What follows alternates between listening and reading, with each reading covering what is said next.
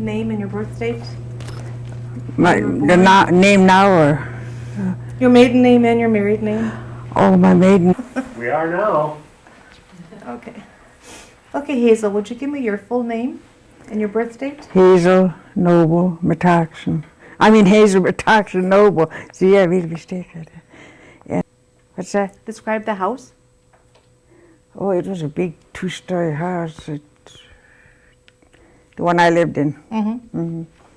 A real old house, a big farm. He used to farm and he had a sawmill and we had a store too. You had a store and a sawmill? Mm-hmm. That's many years back, you know. Okay, tell me a little bit about that. Your dad had the store and the sawmill. Yeah.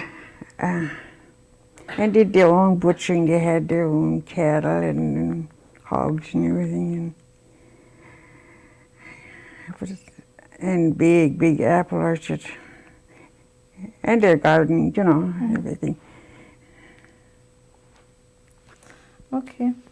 Cattle, lots of cattle. Okay. Did your mom and dad speak Oneida? She did, but he had very little, you know. I don't know how much he spoke. He used to sing with her in Indian. Oh, did he? Oneida sings? Okay. Do any of your brothers and sisters speak Oneida? No, nobody does. I'm the only one that knows a little bit. Do you know why that they didn't teach you Oneida? Your parents? No? Just my mother. Are there any special stories or recipes or crafts that your grandparents or your parents have passed down to you? Recipes? Yeah. Well, I make corn soup and I make cornbread and I make... Tell me how you make corn soup and cornbread. Well, you gotta... I put soda, I use soda, and boil it until the skins all come off and just wash it until you get about 5 times. You know, boil it and wash it and boil it and wash it. But it's got to stay in there a whole hour before you start that. And that's it. Add your beans and pork. How did your mother used to make it? That's the way she made With the it. Well, soda? they used to use ashes. Okay. Their days. But they did it the same way. They'd wash it and boil it. Okay, what about the cornbread? Well, that's difficult. You got to do it the same way, only not as much. You don't shell, you got to dry it. And then make out of you grind it, and after it's dry, and then you add your beans and whatever. Boiling water, and then you pat it into the loaves. Do you still make it? Not much anymore. Okay, what about any kind of crafts? The what? Any kind of crafts, beading or basket making, anything I like never that? did that. My mother did all kinds of lace work and everything. Oh, did she? I've got one piece of her lace. I could never do that. But we were never taught them. Same with the language, she never taught us. Was she one of the lace makers? What? Was she one of the lace makers of Oneida? She was. I've got one piece about that. Really. Can you tell me a little bit about that? Well, I don't know how they made it. I was so about small. the lace makers? Do you have any stories or anything about that? See, when they were doing those things, I was just a little kid. But she'd do that, and we never tried to. She never taught us. Just embroidering and stuff. Okay, what kind of chores did you have to do when you were small? Chores? Around the house, yeah. Well, when they did, I had on my hair just like the rest, and I stood on a little, when they all go milk the cows, I stood on those little pop boxes that they hadn't turned it over. They put an apron on me and they all went. They had everything there.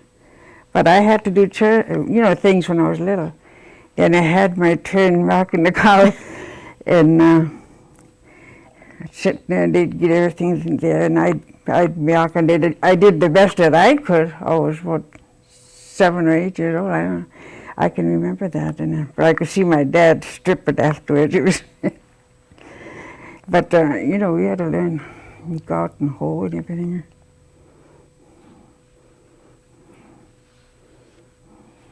Okay, when you were a child, what kind of games did you play around the neighborhood? Do you remember? Games? Yeah, any kind of games? Crack the whip. And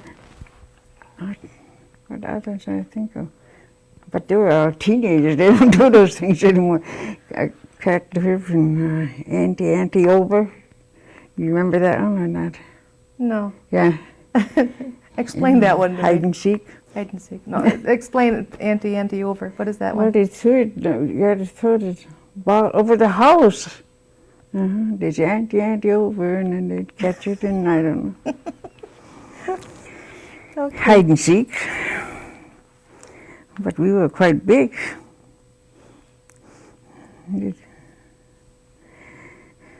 How did your family travel? What? How did they travel?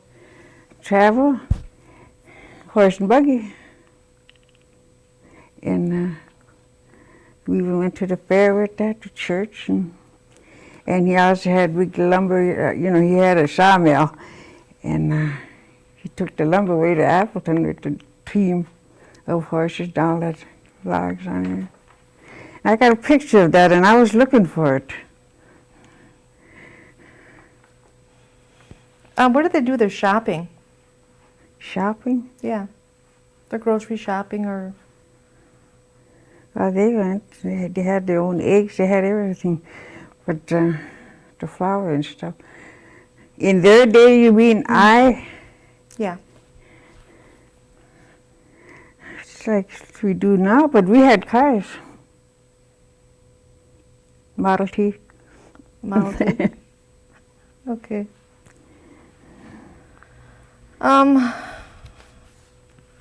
Tell me a typical Sunday from the time you got up in the morning until you went to bed at night. What did you do? We had to get ready for church, and we went to Sunday school at the Methodist church. And we all went. With little dresses on with the bows in the back. But we all had to go. Okay, what did you do after church? Huh? What did you do after church? Sometimes we'd go visit, we'd eat at one house, or otherwise we went to visit the neighbors or relatives, and they did the same thing. That was a big day for us. Okay, tell me about a Christmas when you were a child. Christmas? Yeah. Well, my dad was Santa Claus. Seemed like there was nobody out there, always borrowing his suit, and it seemed so real to us, We thought there was really a Santa Claus. And Christmas tree, and we had our own trimmings. We got together and made trimmings, with those little strips of paper. But it was so real to hang our stockings up, and I don't remember what we hung them on, and then they'd fill it up. And you could hear the bell, like the Santa Claus out there. And he came in, but we never missed him in the house. He would come there while you were awake? Yeah. Oh, Yeah. well, that's He neat. talked to us. And then he was Santa Claus to other families too? Your Yes. dad? Your dad was Santa Claus to other families? no, he always loaned the suit out the to the suit out. church. Okay. They used that. Okay. Tell me about Hojan. Hojan? Mm-hmm. Well, we used to all go out, something that they don't do now either, I guess. You say Hojan and they give you something. Well, my kids did too, What does Hojan mean? And the, huh? What does Hojan mean? It means Happy New Year, isn't it? Mm-hmm. I'm asking him, because I forgot a lot. Okay. Tell me about like 4th of July or Easter. It's the same way. It was a big celebration in the pier. And same way, we wore dresses with the big bows. And it was, they always had a big Oneida band there, and they played up on the stand there. I can always remember those things. It was fun. Merry-go-round, I think that's all they had. I can't remember if they had those little, what else they had, I can't. But I always remember the merry-go-round. And some other entertainment. And that was on the 4th of July? Yeah. Okay. My dad used to have a pig fair. We called it pig fair because he had many cows and hogs and all kinds of chickens. He had across the road from us. You know who all remembers that. But there was a merry-go-round there too. And they called it a pig fair. And that's cows and hogs and everything. But we weren't allowed to. I was little, but I can remember looking across and wanting to go over there, and he said, "You don't go on the road." You know, that was the rules, and we didn't. You sit there looking. Unless they took us over there, you know. Okay, what happened when somebody got sick? Oh, we had a lot of things they got in the woods too. Like, well, we got catnip, and we had, we can get that in the woods, I was just outside. But down in the woods, we got what was called wahoo. Now, when I asked some of these out here, they didn't know what I meant. I think there's one by our house. Because we just go down there. I used to do that for my kids too. I never got any medicine. I went down in the woods and I picked that between those, like, there's a bush about so high. And we just stripped them down, that little bark off them there, and steep them. And I did that too. And we had, that was for laxative. And then we had what they call mullein leaves. I can't tell you what they all were for. And, oh gee, there's a lot of things. There were some seeds that you pull up like that. I don't know if you know what I mean. You know, they got, it's a plant, they're still around, and you just go like that and the seeds go in your hand. You'd steep that too, and that was for diarrhea. And with hazel. And we also, the maple, did, oh well, I studied this later on myself. I don't know too much about it, I never used it. When the woman was pregnant, she'd use that just before birth. But the others were using it. That's the maple, from the maple tree. And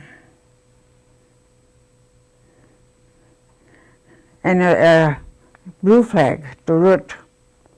We used to take them out too, and pull them on the ground and clean them up good, and they did the same with that. And I can't tell you what that was for either. My sister might. Okay, was there any doctor that you used? Dr. Hill is there. Dr. Hill, can you tell me a little bit about her? I remember going there.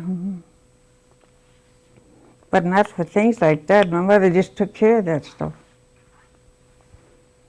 What do you remember of Dr. Hill? I remember when I laugh about it now. My sister, she told us to pick peas, and I ran into the barn, and I went way up, and then I fell and cracked it, all the fracture on me. She said, "That's because you didn't go." And I told her, I ran away. They couldn't find me, and then they took me to Dr. Hill.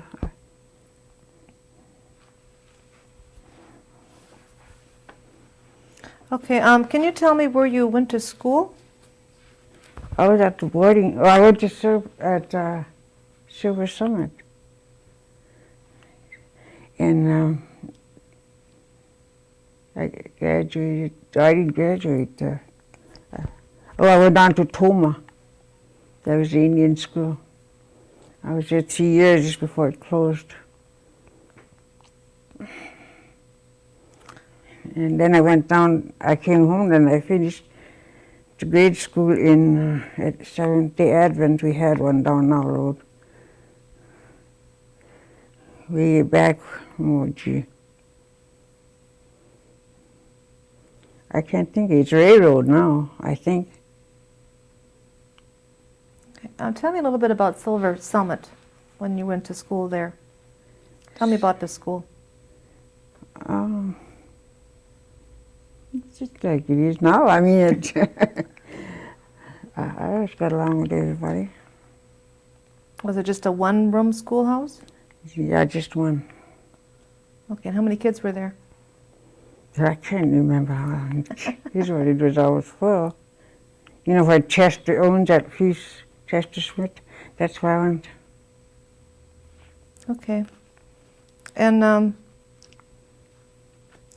okay, then you went to Toma, and then to the, what grade did you go to? I didn't quite finish because I went when I was a little girl. After my dad died, I was about 12 years old. Then I went I think I was in the 6th grade when it closed. In Toma? It closed for us anyway and some of the outsiders. And they were going to build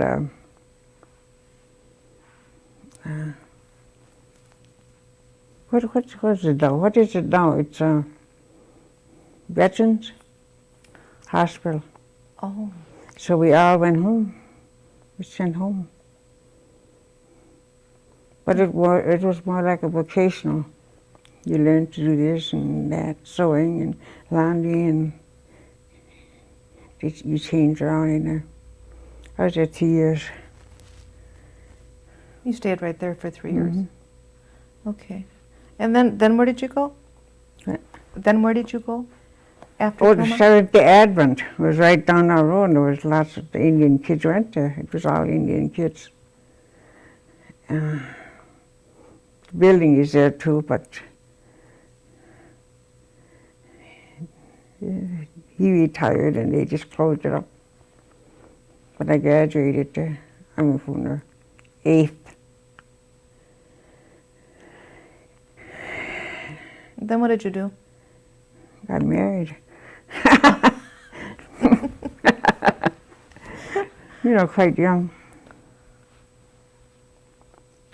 Okay. Did you ever have an outside job before you got married? After my kids kind of grew up, I took up this nursing, you know. I went to the vocational school in Green Bay. And, or I did all other kind of work too. Like at laundry, and all I ever did was work and raise my kids. Okay. How many kids did you have? I had 9 boys and 2 girls. Oh, wow. Why didn't you name them for me? And there's 3 that are gone. One. Can you name them for me? Huh? Can you name your kids for me? Tell me their names. There's Gordon, Dewey, Gary, Ronnie, Michael, Alan, Roger, Rosemary, Daryl, and Patty. 2 girls. Okay. Did your family ever leave Oneida? Did you ever leave Oneida? I was in California for 16 years. What did you do out there? I was nursing too. And I had private jobs. Nursing, you know. Okay. What did you, when did you come back to Oneida? In 1987, I retired. I was supposed to retire, but then other job, I was up in Washington there for 2 years until that man passed away. In Washington State? Yeah. No, I worked up in Virginia. Up in Virginia. That's just railways. Takes about 15 minutes to get to the, capital. Oh, okay. And then why did you come back to Oneida? Why? I retired. I was supposed to retire.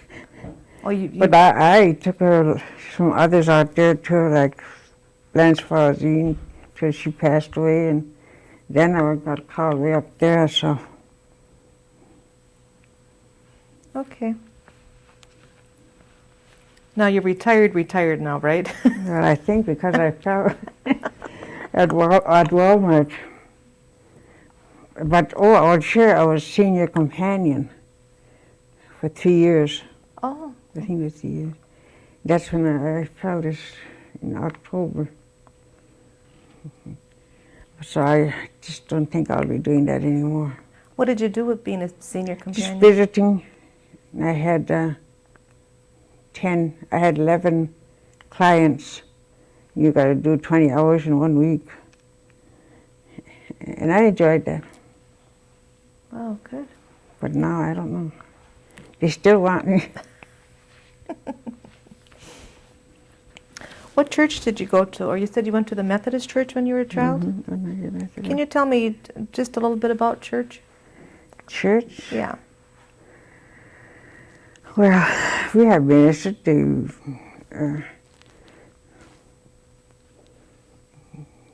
just like any had church services. And we also have dinners there once a week. Okay. You said your parents, or your mother or your father, was an Oneida singer. Can you tell me any stories about the Oneida singers that you can remember? Oneida singers? Oh, gee. Way back. I don't know what they did way back, but now they sing at funerals and they entertain, but my brother was one of them, Peter. And We're rolling again. Okay. Your brother was an Oneida singer. Can you tell me just some stories about what you can remember of, the what? Just stories about them, or about, like the funerals, what you remember of all that? The singers? Mm-hmm. What? I know that they went all over food and singing. I never was in it, but my brother was, and he enjoyed that. He was a quiet person, He never associated, but when he'd come to that, he'd enjoy them people. Good. Okay. Can you tell me you moved away from Oneida? What kind of changes did you see in Oneida when you came back? Out here? Mm-hmm. Yeah, from the time you left until you came back. Well, when I was up there, if we met to find out we was Oneida Indian, they just thought the world of us. They were good to us up there. And there's a lot of change. They were just now going into the powwows when I left in 71 or 70. And they were just learning. It was a big change. Tell me about the powwows. They were just starting then, you said? That's what it was in 1970, I'm pretty sure. And but we always went to other powwows, just Kashina, And out there we went to a lot of them. But like I say, when you'd say Oneida, oh my, they thought it was something so. Good. So different now. Okay. Can you tell me about some more of the changes that you've seen? Out here? Mm-hmm. Well, kids are all beginning to talk Indian, trying to. And yeah, there's lots more work and they live different. Okay, what do you think the Oneida Nation will be like 50 years from now?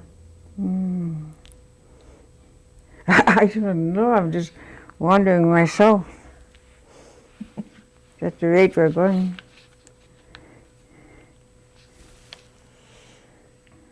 Okay, what advice would you give your grandchildren? Oh, a lot of advice. Not to drink, smoke, and I've been, you know, from the time I had my kids on. But they still, oh, my mouth is so dry, I can't hang. We're just about finished. Okay, what advice would you give the future generations? To what? Your grandchildren, what kind of advice would you give to them? What? Besides the smoking and the drinking and... Oh, I told them never do that, because my kids had problems, you know. It was always from that drinking and smoking, and, but now they all quit. There's only one that does. Okay, is there anything else you'd like to tell us about your life that tell us? I don't know, I just...